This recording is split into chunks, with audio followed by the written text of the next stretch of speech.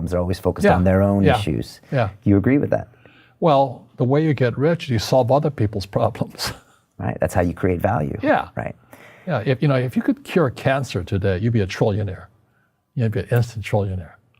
No, I'm just too busy to work on that. I think I'll play golf instead. Tell me about how you bring spirituality back into a company, a corporation, or Rich Dad. Well, because it's a business, I can't force anybody to do anything. But we study spiritual books. Like the last book we studied was The Power of Now by Tolle, T-O-L-L-E. And then before that, we studied those types of books. We also study finance books. But then I encourage meditation and this process called clearing. Tolle talks about we have pain bodies in our, it's like maybe your father did something to you 50 years ago. Well, that pain is still there. And meditation doesn't get to it. So there are people with the precision, it's like a laser guided to go in there and remove the mental and emotional pain. So there are processors who can do that. So at our events, we have these processors and they're made available to people. Now, does everybody participate in it? No. Right. You have to have a little faith. It doesn't work. Right. Yeah, and I was trained as an engineer, and science told me that none of this stuff works. But when I meditate and I practice yoga and I do these things, I do find pain leaving my body. So again, I have to ask myself, am I stuck in that poor dad mindset of believing everything everyone tells me and not making some decisions for myself? Yeah. Well, when people ask, like, how did I get on Oprah? How did I write a book with Donald Trump, now President of the United States? Not that I'm endorsing him. He's much hated. Good man, though. I want to talk about him. But anyway, how could I have done that? Well, it wasn't my brain. It was, Oprah had me on the program because she's concerned also. Trump and I wrote the book together because we both had rich dads. And we both are advocates for financial education. And a lot of people just hate him because he's rich or he's obnoxious. He is obnoxious, I can't give it that. But we didn't get together for about money because we both had rich dads who taught us how to make money. Our schools don't teach that. Our schools teach almost the exact opposite of that. So anyway, how does a guy like me, a little kid with no money, and it wasn't I was poor, we're very middle class, I think my father was making about $20,000 a year. And when I graduated from school, from college, I was making $120,000 a year. 6 times the amount he made. And I was 21 years old.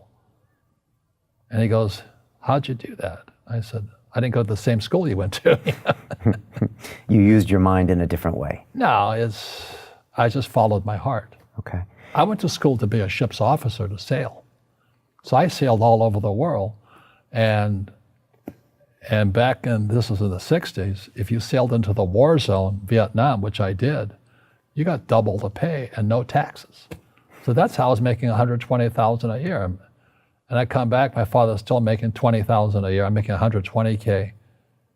And he can't understand it because he's a poor man in mind and in soul. He says, you've become like one of those rich guys. And I said, just because I have money? I'm in the war zone, I'm doing this. But it violated all the core values. See, the reason, as you had, is that Lipton? Bruce Lipton on my show. Bruce Lipton. Yeah. He says poverty is passed on. It's taught in your families. And middle class is taught in families. And I was really happy that, he endorsed Rich Dad, Poor Dad on your program.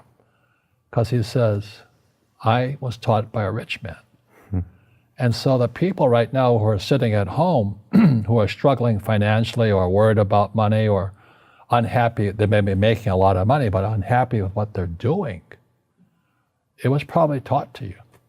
Your superego was taught, get a job, work hard, or you'll never be rich, or the rich are evil, or whatever. And until you change your mindset, money won't help you, right? Correct. And we see that with people that win the lottery, people that make more money, they still have the same problems. Right. Because they have that poor man's soul. Right. If you're poor, you'll always be poor.